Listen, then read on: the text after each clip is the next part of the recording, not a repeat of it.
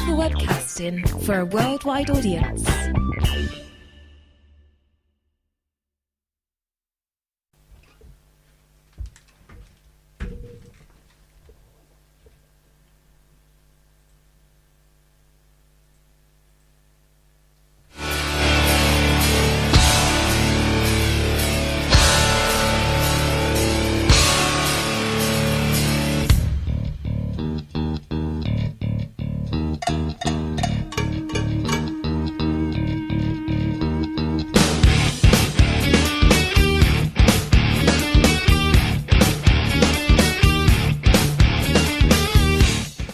There we go, and we're back, and we're going to continue our interview with Hannah, who's hopefully still on the line. Hannah, can you hear me? Hello. Hello there. Jim. So Hi. I was cutting you off in the middle of talking about Michael Meacher and Top Watson's excellent work at exposing Bilderberg in the Parliament. Please continue. Well, it was just that I was very heartening to see that MPs have now sort of picked up the baton and they're running with it. And for so long, it's been the truth community sort of asking questions about Bilderberg, trying to highlight it, being aware of it as a concentration of power. And now MPs are doing the same and actually asking questions of their peers. So Michael Meacher really did grill Kenneth Clarke for quite some time on Monday in Parliament. And although, he really did attempt to minimise it, there was a lot of guffawing. He was saying, it's the first time I've ever been asked in Parliament about questions about a private organisation which does not answer to Parliament. And he was really trying to minimise it. There was a lot of bluff. But the taxpayer pays for it, right? The vast majority of Bilderberg. The taxpayer pays for the security. Yes, some of the security. We're not sure exactly yet how much of the security we pay for, but it's a significant amount, I believe. And we hopefully will get those FOIs in, and we'll be able to find out the amount that we've stumped up. But there was a lot of bluster, and he was saying that he'd forgotten that he was a trustee of the Bilderberg Association that has just organised the conference. So it seems he was the key organiser of this multi-million-pound, massive, undertaking last week. He's conveniently forgotten that was his role. But Michael Meacher just wouldn't let it go, and then Tom Watson sort of went in and was asking questions about the Bilderberg Association. And I think that they really are concerned, and they're not going to be put off by this kind of bluster and this kind of dismissive attitude. So I'm quite keen to see where they're going to take it in the next few weeks.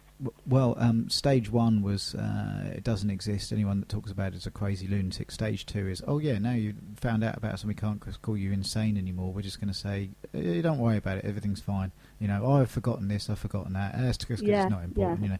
So that's stage two. But speaking to Eleanor, she said a lot of the police were very friendly, very awake. They know what's going on politically. They know that, but basically, for the new listeners, the crux is at the top end, all three parties are bought and paid for by corporations, and they're going to scam you out of your cash. And in order to implement this worldwide and nationwide, they meet at Bilderberg and other meetings like it to sit down and really plan out exactly how they're going to screw you over. And the police have managed to sort of figure this out as well, like the people. And the relationship between the protesters and the police was excellent at the festival, wasn't it? It was excellent. It was lovely. And Hearts Constabulary were trying out a new approach with these new protest liaison officers who wear these lovely pale blue waistcoats and actually respond to you as human beings. And there was a notable difference between the response that you would get if you asked a question of the police outside, who didn't have the pale blue waistcoats on, and the police inside, who really did go the extra mile to help protesters, and to, they were rushing out to get water with us, and they were, they just hadn't lost their humanity. They retained their humanity, and it really, Hearts Constabulary were really surprised by the response that they got, and they were delighted by it, the fact that this new approach works so well. And I think the police enjoyed being there. They learnt a lot. They really they had a laugh. That it was a marvellous atmosphere, and there were lots of hugs. But I have noted that a few people from protesters, didn't really feel very comfortable with this. Most people loved it, but a few people who are used to the old school demos and the standoffs and this kind of hostility between protesters and police didn't really feel comfortable with it, and saw it as a kind of soft soaping and us being won over and being duped by the New World Order. But for me, it didn't feel like that at all. It felt like a kind of that we were connecting on a very human level, and obviously we need to connect with the police, and we need them to understand where we're coming from. And I think on last weekend that really did happen. Well, that was one of the key moments in the Icelandic revolution, where the protesters said to the police, we're being scammed by this bank bailout. We're being scammed by effectively the Bilderberg agenda, and you, the police, are being affected by it too. And the police went, yeah, we are, and went arrested the bankers and the Prime Minister. And I think sooner or later that's what it comes down to in this country, I think. But I said the key moment of that is when the police go to the protesters and say, actually, we're on your side. Yep. I think that's one of the key things. That's how we really put this truth movement more forward, is when the police say, actually, we're going to arrest. We're faced with a decision here. We've got bankers and politicians scamming, and we've got people protesting. Who's the criminal? Do you know what? I think I'll arrest the bankers and the prime ministers and the people at the tops of all the parties. That's when you'll get a true peaceful, lawful revolution occur. And I think that moment really is inevitable, because every day someone wakes up to the fact that this is very real. I mean, like I said, you can disagree on how far down the rabbit hole goes with the theories of Ike and things like that, but the main crux of the information is all three parties are owned, bought and paid for at the top, putting down a top-down agenda. When I say bought and paid for, I mean they are told what to do. It doesn't really matter what they say in their election promises. There's an agenda to take your money and take your civil liberties and treat you more and more like a prisoner. And there comes a point when people have had enough. The people that I speak to in the police have had enough. They don't want to enforce these laws. They're good people. They're nice people. They're people just like us, and they've had enough. And what it comes down to is you have a choice, really, don't you? You have to sort of do whatever it takes to follow orders, or do you want your children to have a future in which they can grow up in a non-tyrannical regime and live in the sort of world that we're all told that we have, freedom, democracy, and rather than a big corporate institution with different heads of the same hydra, whether it be Tory, Labour or Lib Dem, all taking away your civil liberties and giving your money to the bank bailout and taking it from your taxpayer thing, getting you into debt. There comes a point, and so I think the police are key in that. They always are, as are the military. Stop fighting these people's wars, Absolutely, and we certainly had that connection last week. And another thing that was very heartening was I think people underestimate how important it is to connect with each other in the truth movement, because a lot of us do feel quite isolated, and that we can't really discuss these issues with friends and family as much as we would like to, or we have to censor ourselves a little bit, or they kind of think, oh well, they bang on about that, and they tolerate us a bit, but we can't really have those conversations freely.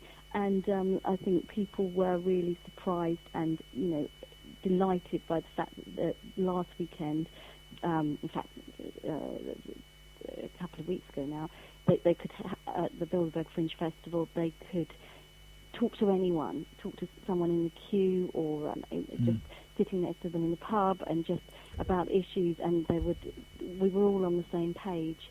And I think that kind of networking is going to become more and more important, and that's why so many people said to me, oh, can we do something like this again? Because they really valued those connections and those new contacts that they'd made over that weekend. And that's why, looking forward, I think that in the UK it would be valuable to have a gathering like this again, or perhaps yearly, so that we could refresh those connections and make new ones, because whatever's happening or is coming down the line, it may well be that we'll need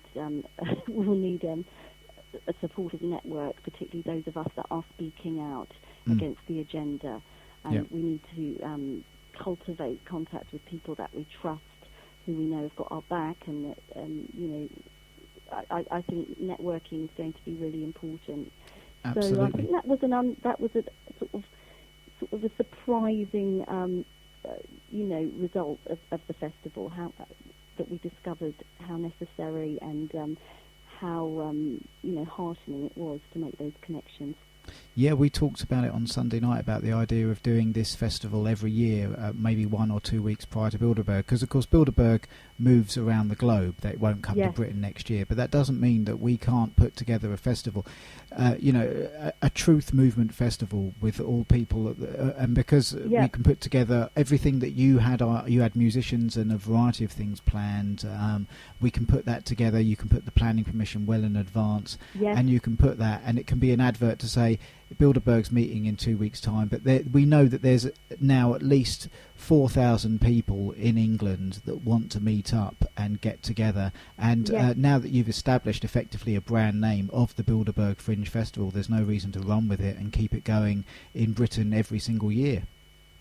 Yes, I mean, it would be marvellous to have a truth festival under whatever name, whether it is the Bilderberg Fringe or whether we decide to have a slightly more generic name or whatever, but it would be amazing to have a gathering that was inspired by what happened in Watford, because it just felt so nice to be amongst people who all kind of, all had the same concerns and all were equally clued up and equally savvy. And then also, obviously, we don't want to all just be preaching to the converted, but if we had bands who had, a following, or we had some other entertainment such as the amazing comedy that we had.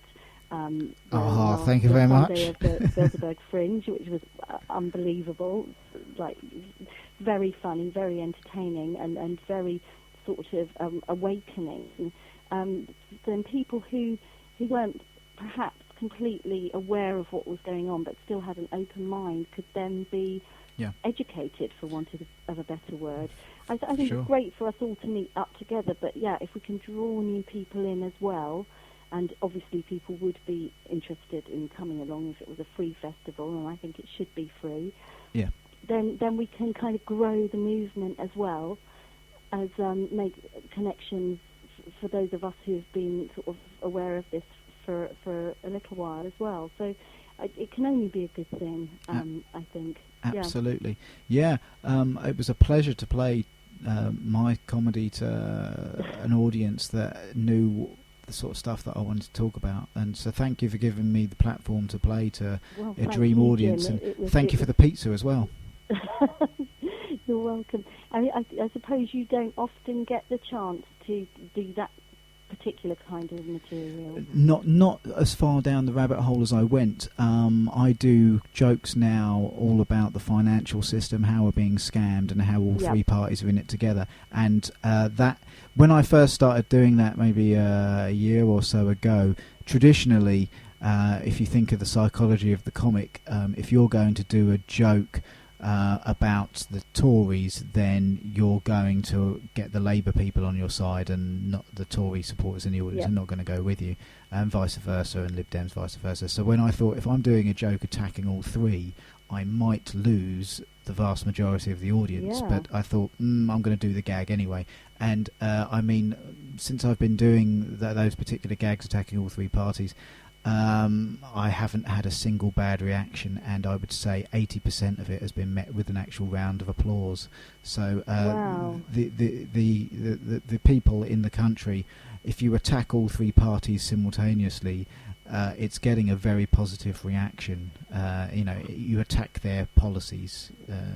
So do you think that's a sign that people are sort of waking up to the agenda more than they would have been sort of 5-10 years ago, when they were still stuck in the kind of left-right paradigm. Well, I think there's 3 stages of waking up. There's that you're waking up to the fact that you're being scammed, and then you're figuring out where it's coming from, and then the 3rd stage is you realise, oh, I can see how all the dots join together now. Right. So you don't need to know who the Bilderberg Group are to understand that having your money taken from you in a tax form by way of a bailout to give to bankers who are already driving Jaguars and then closing down your local schools and hospitals is wrong.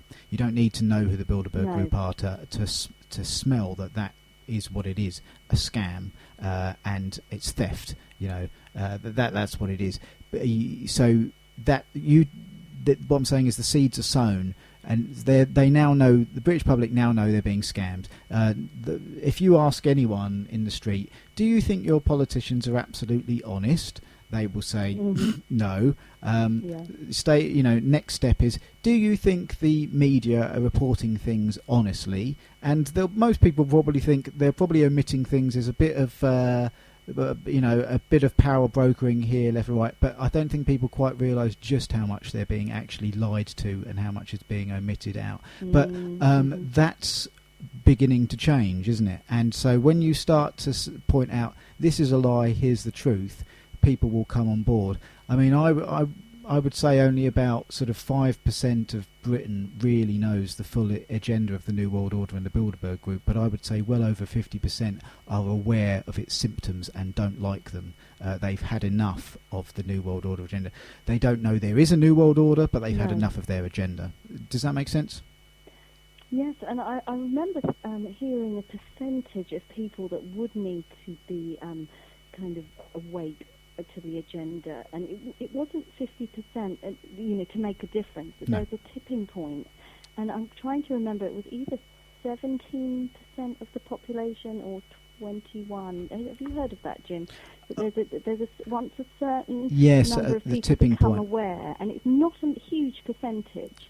It's about a fifth of the population. I would say exactly where that is. Point. I would say that's exactly where it is, and here's why. What we are trying to do as a truth movement is point out that the politicians are puppets, and they're performing a puppet show by their puppet masters, i.e. the Bilderberg Group and the corporations. Now, 50% of this country are victims. What I'm about to say, I don't look down on them. I'm not angry with them. I don't hate them. I feel sorry for them. They have been, through a variety of mechanisms, dumbed down. The education system has failed them. There are chemicals in their food and water, such as fluoride, that Harvard University says lowers IQ, and that's been rolled out across the UK. They're victims, and and their TV generation, we can all see it. They don't really, and also I think being self-employed helps you ask questions, gets through to things. Whenever you're taking orders all day, every day, working for a corporation for a very low wage, you can't afford to lose your job. You don't really want to look into information. You don't really want to tell your store manager that you've looked into 9/11, and so they become prisoners in their own minds, prisoners to their own wages.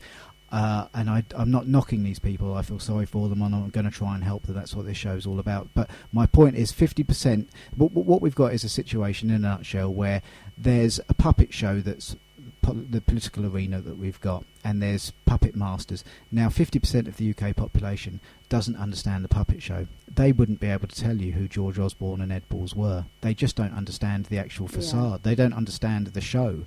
They won't even be able to grasp the fact that they're puppet masters, because they don't know who the puppets are. So they're gone, but also they're not going to be the ones lining the streets to say, no, I really don't think you should arrest the bankers and the prime ministers. No, I'm really going to stand with the police force here that are oppressing protesters. They're out of the game. They're off the pitch. You don't need to worry about them, really. They're, that 50% are on the sidelines, which remains. So you need 50% there. Now then, the other 50%, they're in the paradigm. They study politics. They're going to vote Labour, Lib Dem or Tories. These are the 50% that you need to get to. And so I think you've got 10% of that 50%, if you like. So if I say 5%'s awake and we've got 50% to play with, we've already got 10% of those that are going to be able to understand what's going on. When you get halfway, when you get 25%, when it becomes easier to conform with the conspiracy realists, that's what I'm going to call ourselves, than those stuck in the traditional paradigm, then the whole paradigm shatters, not only at the electoral booth because we don't have electronic voting machines that they can defraud like they do in America, but the whole paradigm shatters because suddenly people look around and the person that they're talking to, they begin to say, oh, you know, all about this, all the Bilderberg group and stuff like that. The person next to him says, oh yeah, the person that told you that, that's absolutely spot on, let me educate you. And then it grows because people don't want to be thought of as stupid. People don't want to be thought of, you know, but it takes that initial boost because at the moment the other 45% say to the 5%, oh wait, you're nuts, you know, and that is changing. So for me the critical point goes, for me it's 26% of the population. By that logic, if you assume half are off the field and you've got the other half to play for, the moment you get the majority of the half you're playing for, the game is over, the paradigm falls, the truth movement wins. Does that make sense? Have I explained that well enough? Yes, no, absolutely. And I think, well, we are getting there. Just from, if you look at some of the comments of some of the newspaper articles that would, generated after the Bilderberg weekend, the comments are all very, very clued up. And 3 years ago on the same subject, when Charlie Skelton's were writing up about his experiences at Bilderberg, there'd be lots of sneery comments or dismissive comments. Now the comments are all awake. Yeah. And I'm looking at one right now, which was an article in the Telegraph, which was saying Bilderberg, Ken Clark, forgot he was a trustee of funding group. And that's about the Bilderberg Association, and it's got the clip in Parliament where Ken Clark is grilled by Michael Meacher and Tom Watson. But there's over 300 comments, and every single one of them is just saying liar, what does he think we are, stupid, and that there were none of them supporting Ken Clark and saying, oh well, it's just a talking shop. Each and every one of those comments are really, really awake, really clued up. And yeah, perhaps they may not be, they may not kind of all think, oh, Bilderberg is where you begin to see the shadow world government. It comes out from the shadows and it becomes visible. But what they do know is that we're being scammed, and left and right are kind of on the same, and no longer at the high levels, yeah. But we're starting to see some of the lower levels, like Meacher, Watson. Lied to, and it's incredible, and especially there was a Daily Mail that did a big piece. The Mail Online did a big piece about Bilderberg. It was talking about the cost of the security operation, the cost to the taxpayer. It printed the participant list in full.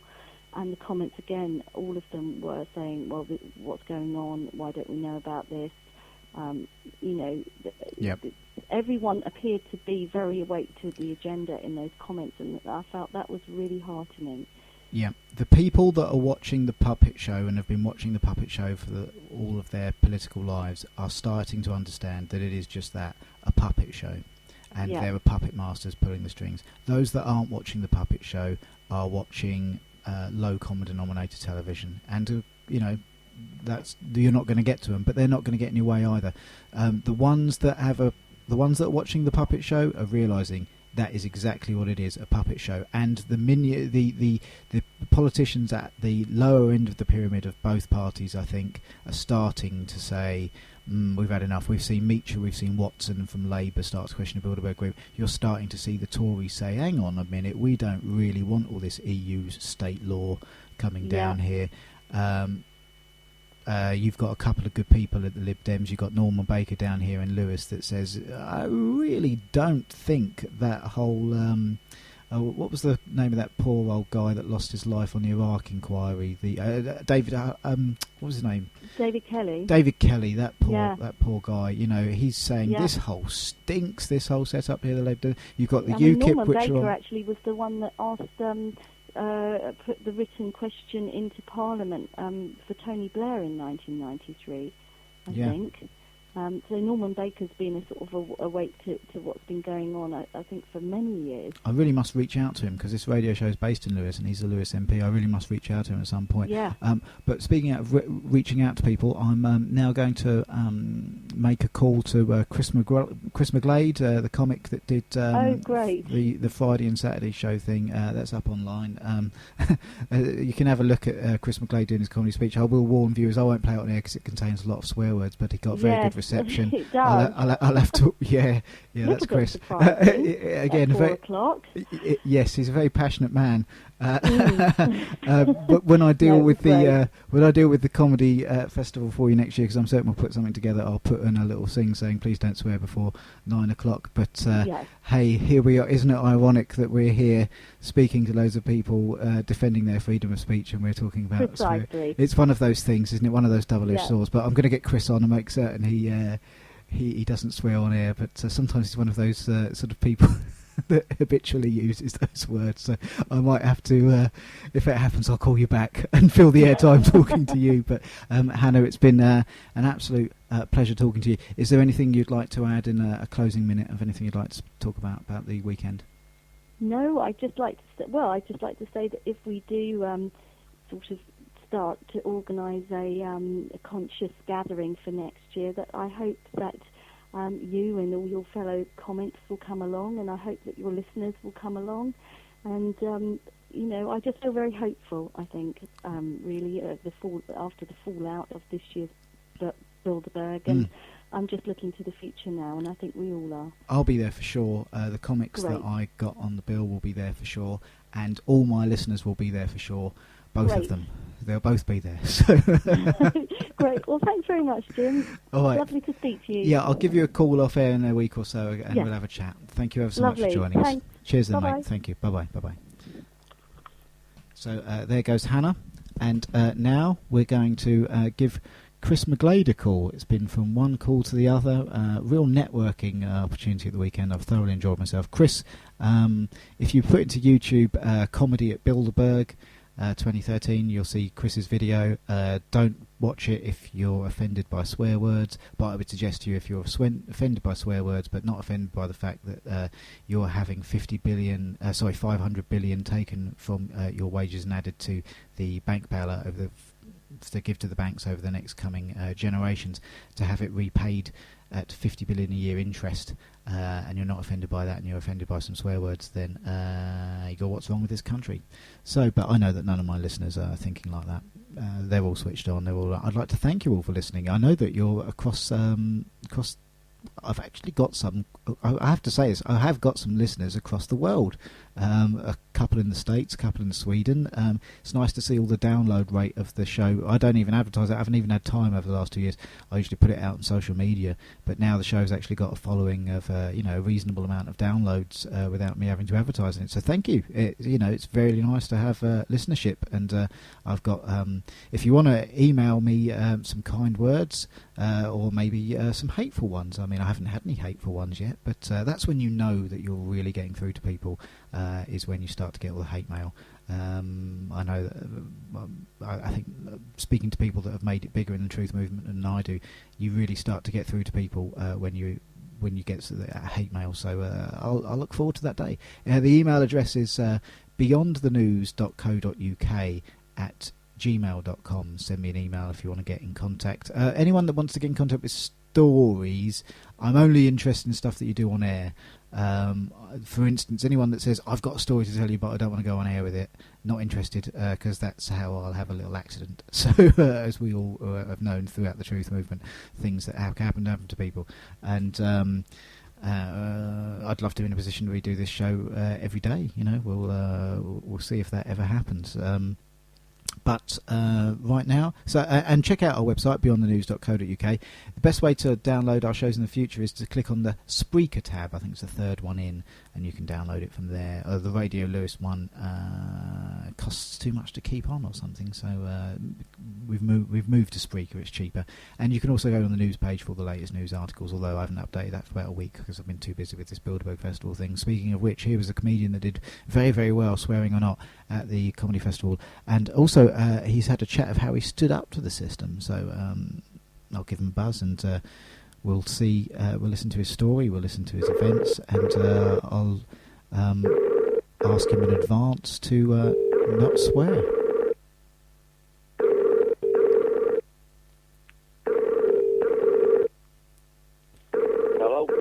Hello, is that Chris? Yeah, speaking. Hello, it's Jim Grant. You're live on the air, so if you could keep the language clean, that would be much appreciated, Chris. How you doing? All right, Jim. No problem there, mate. How are you? Yeah, very well. I wanted to talk about two things, your experience at the Bilderberg Festival this weekend, and also you've got a story of how you stood up to the system and won, haven't you? Yeah, that all started in 2004, really.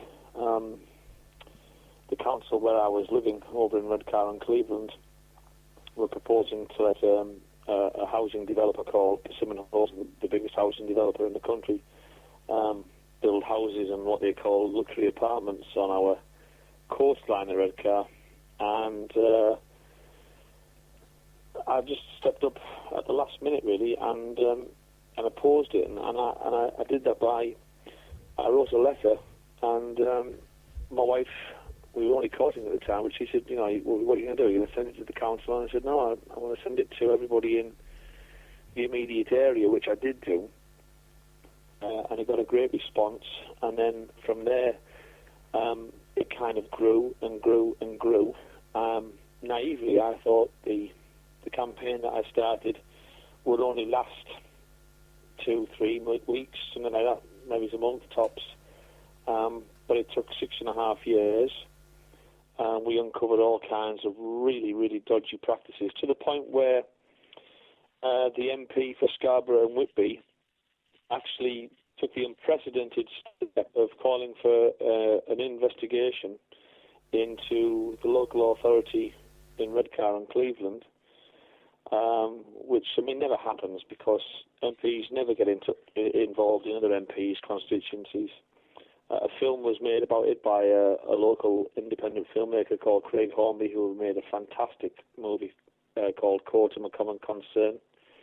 It was shown at the Houses of Parliament, and eventually, in 2010, on March the 3rd, we beat them in the Supreme Court, or House of Lords, as it used to be called, and changed the law regarding open spaces in this country. And it was during that time that basically my eyes were opened to all of the things that are going on politically, not just on a local level, but on a national and international level. Because you see, I remember one time Friends of the Earth hosted this meeting in Redcar where I was living, and they had a lady who had opposed this oil company in the deep south in America, and this other guy who's fighting corruption and injustice in Sao Paulo, and somebody who'd been doing it in West Africa and all of this. And I stood up and I told them about the things that were going on. I'd had hate mail and death threats. I'd been smeared in the press and all of this kind of stuff, and called a liar, openly called a liar, and the whole gamut of things. Oh, it's funny enough, before I brought you on, I said, actually, because I was giving out my email address, I said I hadn't had any hate mail yet, but I said that's when you know you're really getting things done, from speaking to people that have had it and started to get things done. So it's all a badge of honour, really, isn't it? But you see, after this meeting, this Friends of the Earth meeting, this guy from Sao Paulo came over to me, and he said to me, I need to speak with you. I needed you through an interpreter. And basically he just said that all the things that I was going through at that time, he had already been through over there in what's regarded as being a banana regime. And I thought to myself, well, blimey, there must be like a handbook that authority uses when somebody sits their head above the parapet and says no. Because the things that I'd been through and I was experiencing at that time, this guy had gone through and been through in Sao Paulo in Brazil, and I became far more aware. I mean, I've always been a political creature, I suppose. I was always in the Young Socialists when I was old enough, about 17, 18, and so I come from a long line of socialists. My family, my dad, my grandma, granddad. But it wasn't until I actually fought that campaign in Redcar and Cleveland that I just saw how bad things were. And can you name that film again? Is it? Yeah, it's called Coatham. That's Coatham. Coatham, the Common Concern. And is that available on YouTube, my friend? Yeah, it is. Yeah, if you go to pancrack.tv. Sorry, spell that for my listeners, please. Pancrack. That's PANCRACK. Pancrack.tv. Yep. You'll find it there as well. But I think it's on YouTube too. Great. But I mean, it was at that point that I realised that what was going. I realised that when we had beat the system on a local level in Redcar and Cleveland, then we'd routed Persimmon Homes and we'd exposed all kinds of dodgy practices and the whole lot. That was just. It was just like one of the tentacles, if you know what I mean. It was just part of the pyramid, and that what was going on what we'd experienced on a local level. Was going on a national level. It was all part and parcel of a bigger thing. Do you know what I mean? A bigger, dodgier picture, you know. And so when I got asked to take part in the Bilderberg festival at the weekend. Can I just stop you? Just what was you actually what did you prove, and what were you protesting against? What was the real cause? I started the campaign because we didn't want to let this space of land, this area of land, something like 35 to 40 acre area of land called Coatham Common, be built on and covered with houses and these are what they call luxury apartments. It just instinctively seemed all very dodgy to me, and that's why I stood up and opposed it. And it was a long fight, man. You take these people, and the thing is that people say, you'll never beat the council, you'll never beat the council. Well, you can beat the council. Yep. You see, they've never known anything like our campaign. You know, originally it was like comedian stands up against plans. You know, he thinks plans are no joke, and the newspaper adopted a really frivolous attitude towards me and kind of dismissed me, kind of thing. But I had this passion within me, I had this driving force within me that absolutely galvanised not just the area of Coatham, but the whole borough. I mean, we started to put out 1,100 leaflets when we first started. Then that became 2,000 leaflets. Then that became 10,000 leaflets. Then the next thing, we were leafleting the whole of Redcar and the whole of Redcar and Cleveland, which was 50,000 leaflets. I stood in the general election in 2005 as an independent, and I walked to London with a 10,000 signature petition with a banner that said, "To sin by silence when we should protest makes cowards out of men." That's from the film JFK, and we walked, my wife and I and my friend Andy Percival walked all the way to London with this banner, and we met people from Cornwall, and from other places around the country who were also fighting their areas of land from being covered in houses and stuff. And the thing is that the law has, because we took the stance that we did, and we beat them in the House of Lords in 2010, or the Supreme Court as it's called now, the law has been changed that benefits people who want to preserve their area of green. And as a result of that, you know, there's areas of this country that will be green in perpetuity forever. And I have an immense sense of satisfaction, not pride, because I'm not a proud person. I just think that, you know, sometimes you've got to fight for what you want, and you can beat the system. You know, I mean, our campaign started, and there were like hundreds of people involved. And then, you know, you look at these types of campaign, and they kind of like peter out the longer they go. Ours got stronger and stronger and stronger until, after about 6 years, we were having meetings, and over 500 people were attending public meetings. The council had never known anything like it before, ever.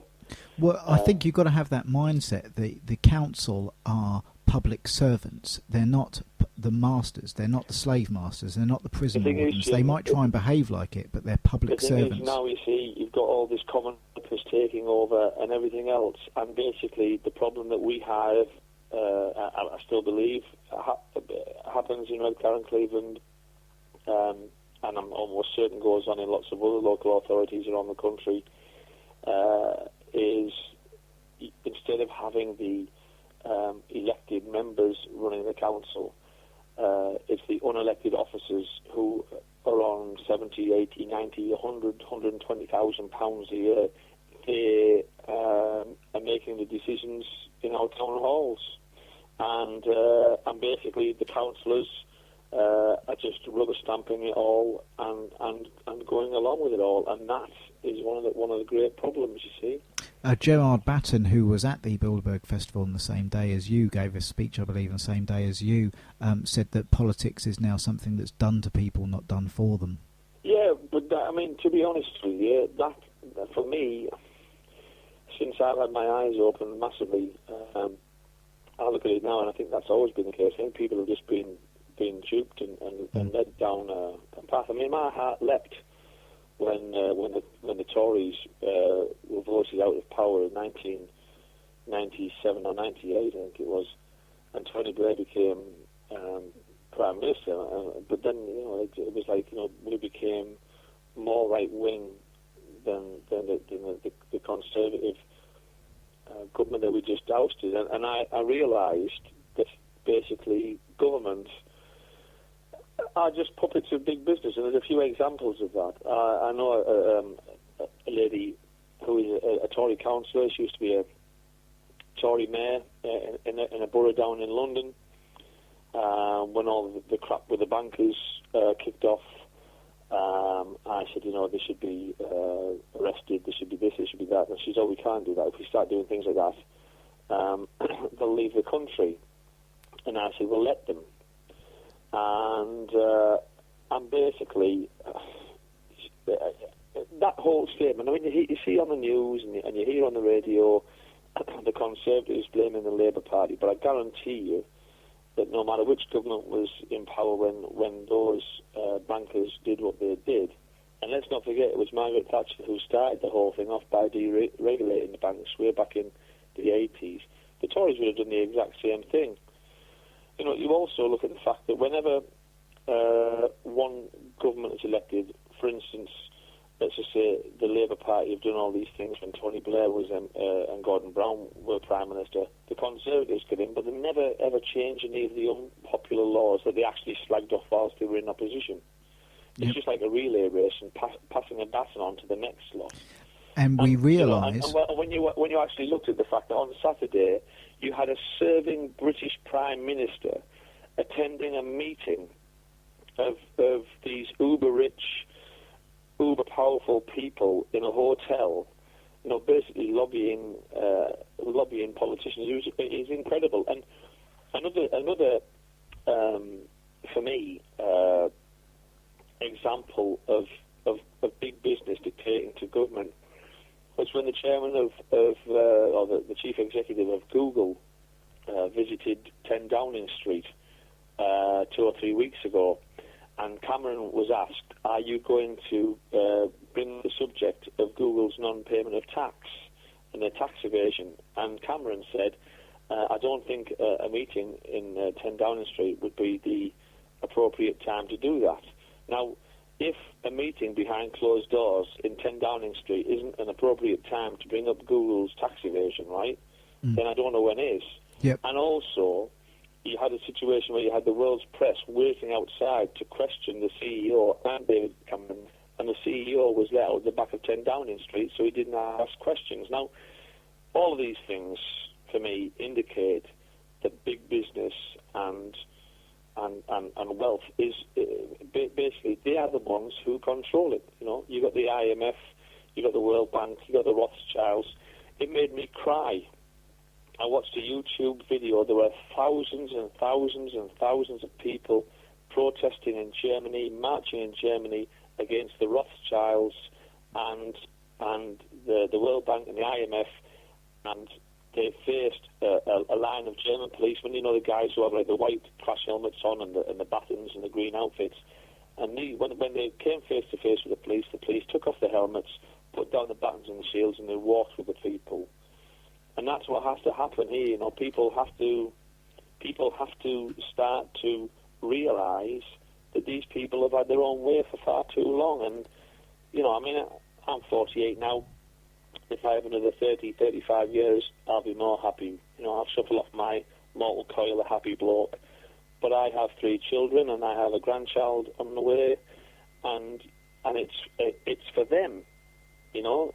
A voice inside of me a lot of years ago said to me, do it for the children. You know, whatever you do it for your children.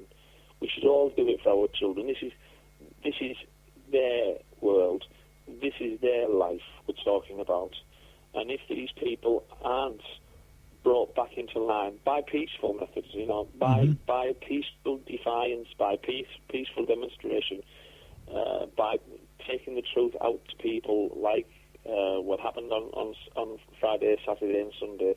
You know, if those things don't happen, then I really fear for our future generations and for my children and my grandchild who's coming. I just think... yeah, absolutely. Just to talk about collusion and the way big business runs things, what does it say that both the Chancellor, George Osborne, and Shadow Chancellor, Ed Balls, went to a meeting with a whole load of bankers? Both sides of that. I mean, that right there is exactly what we're saying, isn't it? It's so contrived, Jim. You know, I mean, these guys, they go on the telly and they slag each other to high heaven. Pro wrestling match. You know, and it's all just like a great big mirage. It's all false. Yep. You know, it's all false because there they were in the Grove Park Hotel, rubbing shoulders with each other with the real power brokers in this world, being told what was going to happen and what was going to take place and all the rest of it and what they were going to do. And I'll be honest with you, you know, I'm a bit worried, and I'm more than a bit worried. I'm very concerned because it's never happened before where you've got an acting British Prime Minister attend one of those meetings, and to me that signals that something massive is going to happen. I remember seeing you do your stand-up at that place in Chesterfield with me a few months ago, and you said we were marching headlong towards being a police state, and you know, I couldn't have agreed with you more. I just think more and more we're having our civil liberties, our freedoms of speech taken away from us via things like, you know, political correctness and common purpose and all of this and that and the other. And, you know, it makes me very worried, and I think that there are really dark times ahead. Well, really, really dark times ahead. I think it's going to get worse before it gets better, but it has to get better. I mean, there are now so many people awake. There were so many police in this country that were so friendly at the protest that were awake. This regime, this Bilderberg regime, this world government regime, this shadow government regime, this Illuminati regime, whatever terminology you use for it, big business corporatism that takes over the top end of all the parties, it's being exposed now, and there's no way people are going to like it. And I think their time's going to come to an end. And these people are sociopaths. They're going to do nasty things. This filled me with a bit of hope. I live in a small village near Whitby now. I mean, it's absolutely, you know, you never see anybody out in the street hardly here. If you can never remember what you've done from one day to the next, because you're so busy, just come to my village and then you'll always remember, because you do nothing, right? It's just like nothing happens here. And all the people are really clannish, and they all stick together, and it's all gossip and everything else, right? But we were in the pub a few nights ago, and we were discussing the situation in the world and the bankers and everything else, and there was an old guy there, 77, and he said that he'd actually been on the internet and found information with the government now, right? And this is MPs, and he had this like stand-up argument with somebody who's a massive Conservative voter in the village. He found this information whereby MPs are now saying treat meat as a luxury, and don't eat too much meat, and that we're only ever two or 3 days away from food shortages in this country. And this was like in mainstream media, but the mainstream media are clever, and I found that out when I was fighting the their political campaign. Because I remember we overturned in the High Court the planning decision that was the Persimmon Homes got their planning application through, and we challenged it in the High Court and we beat them, right? And the planning permission was squashed, right? Now that is a massive, massive story, as was when the MP from Scarborough and Whitby intervened in the affairs of the MP from Redcar. And yet in both instances, the local press printed it, but it actually had been front page news, mass news, but there it was, way back on page 14 in a little column no longer than 2 or 3 inches long, right? So you knew that the press had done what they had to do. They'd fulfilled their contract by putting it in the press, but it was the way they put it in the press. Now, I remember in September 2010, I was in the gym, and I heard a story on the radio in the gym where British troops had smuggled drugs, had been caught smuggling drugs, heroin and stuff, out of Afghanistan. That's obviously not the official ones that HSBC launders. Is that correct? No, that was on. I'll tell you, that was on Radio 1 or 2, right? Because it's admitted that the British and American troops guard the opium fields, and then it's shipped in for the Bilderberg drug cartels.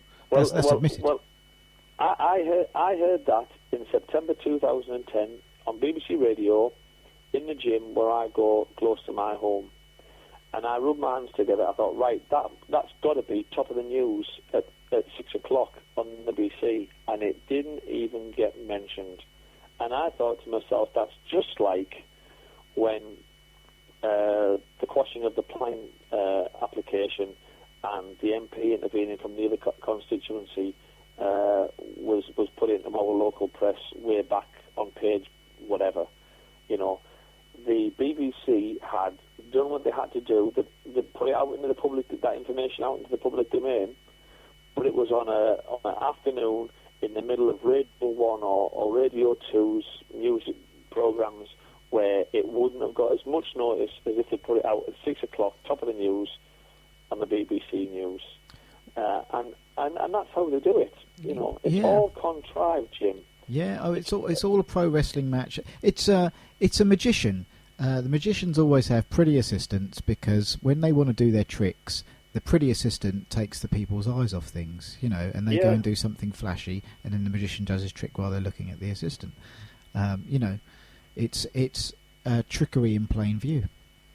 But anyone that's listening, you can go onto YouTube and you know put in something like U.S. troops guard opium, and I think you'll get something like the Geraldo Show or something like that. These were British troops that were caught bringing out of Afghanistan. Oh, yeah. I was in a sauna in gym in a borough in London, and I was just talking to this guy. I didn't know who he was. Never met him before in my life. Just sat in the sauna, chilling out, you know. And he was an ex-sergeant in the army, and he told me that the war in Afghanistan was a drugs war.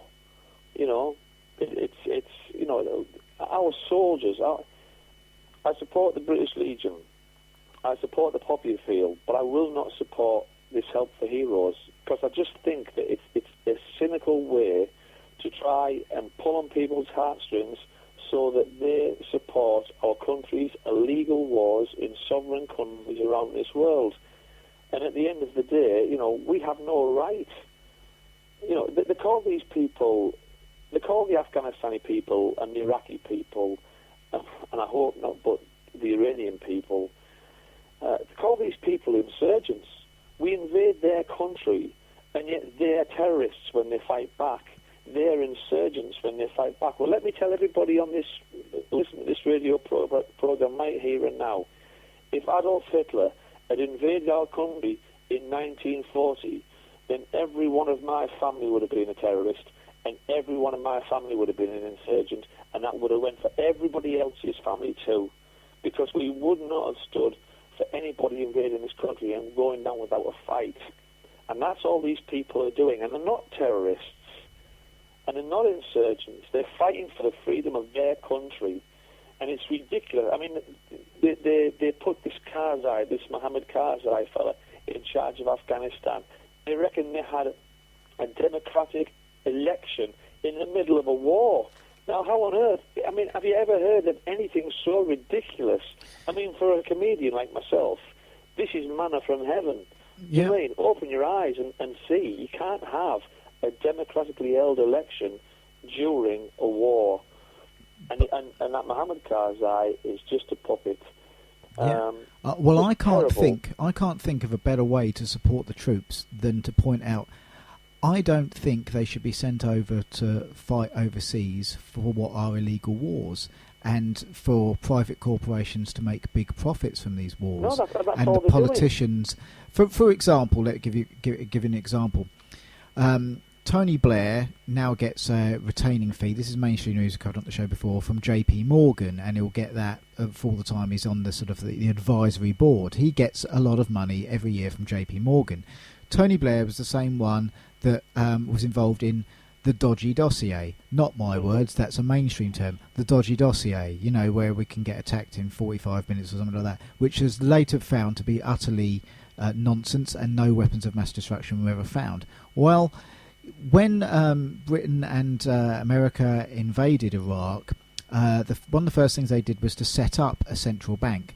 Do you know, Chris McGlade, which company it was that got the contract to set up the Iraqi central bank? It wouldn't be JP Morgan by any chance. Oh, there you go. Now, the best way we can to defend the troops is to point out, one, you shouldn't be in there anyway because it's a sovereign nation, and the pretext for war was a lie. And in fact, if you look at the articles that we've put on this show before, the Daily Mail have leaked it as well. The Sunday Times, I believe, in 2005. Our Attorney General said regime change in itself is not a legal status for war, and that's what Tony Blair has now referred to say, oh, we didn't find the weapons of mass destruction, but I'm glad we got rid of him. Well, whether you're glad you got rid of him or not, because I'm not saying Saddam Hussein was a good person, what I'm saying is the Attorney General said that was illegal. So what I'm saying to the troops is the best way to protect them, the best way to stand up for them, the best way to show, because I think the military, when they're doing their job correctly, fighting legal wars, they are heroes, and I do want to help those heroes, and the best way I can help those heroes is saying the wars you're being put into now are illegal, and the people sending to you are making profits as a result of it. Armies, and you're being ill-equipped as well. Our young fighting men and women are being used like pawns in a game, not for our benefit, but for the benefit of big business in this world. And it's just awful, you know. You see these young guys coming home and, you know, they're losing limbs. I mean, that young lad in London the other week was beheaded on a London street, and of course the government know what reaction is going to happen. The government know, you know. I mean, Boris Johnson was on the news and he said, "Oh, well, this is in no way connected with our country's involvement in Afghanistan," and of course it was. And when one of those black guys was on the television and his hands were covered in blood and he had a meat cleaver in his hand, he said, "That's it, you know, this is your government's fault. Tell your government to get its soldiers out of our, you know, Muslim countries and stuff like this." And the other guy, who I think she was a Cub Scout master, she confronted him in the street, and he said, "Oh, you know, the guy who is laid dead in the road has probably killed, you know, Muslim women and children," and so on and so forth. And you can't have, like, you can't go into sovereign countries like that and kill women and children and bomb women and children and expect there not to be a backlash. You just can't. Absolutely, but we're not saying on this program that we support anything like that. I mean, it's awful what they did. What we're saying is the best. I think what would be far more effective than beheading a poor British soldier would be to arrest people like Tony Blair, bring them before a jury of their peers, not just an inquiry with no judicial powers, and say, we want you to be put before a jury of your peers for war crimes. That would be far more effective at stopping it. I'm not condoning the beheading of Lee Rigby in any way, shape or form. I mean, I was absolutely shocked. Yeah. And it was a terrible thing. But what I'm saying, though, Jim, is you know, it's they call it this radicalism, the radicalisation of Muslim people, of young Muslim people. It has to stop. Well, if you wanted to stop, then stop invading Muslim countries and killing women and children. There has to be a cause for it. Do you know what I mean? I go one step further. Those that have already done it, such as Blair, put them before a jury of their peers, put them on trial for war crimes. Criminals, George Bush and Condoleezza Rice and all these guys, Well, the New York Times, we covered it on the shows about a month ago. Their bipartisan committee said, indict them for war crimes. But we've got about 10 seconds left. Chris McGlade, anything you want to add in those 10 seconds? Just everybody keep your eyes open your eyes to what's going on, keep peace in your hearts, keep loving each other, and don't let this darkness in, because dark times are coming, but if we all stick together, we can beat it. We can, we will. Chris McGlade, thank you ever so much for joining us. Thank you for performing at the Bilderberg Festival. People can look it up online, and pleasure talking to you, Chris McGlade. Thank you ever so much. All right, cheers then, mate. Peace, man. Thank you. Goodbye. Goodbye. So that was Chris saying goodbye. This has been Beyond the News. You can check us out on Facebook, Beyond the News on Facebook, or our website, beyondthenews.co.uk. Thank you ever so much for joining us. Thank you. See you next week. Goodbye.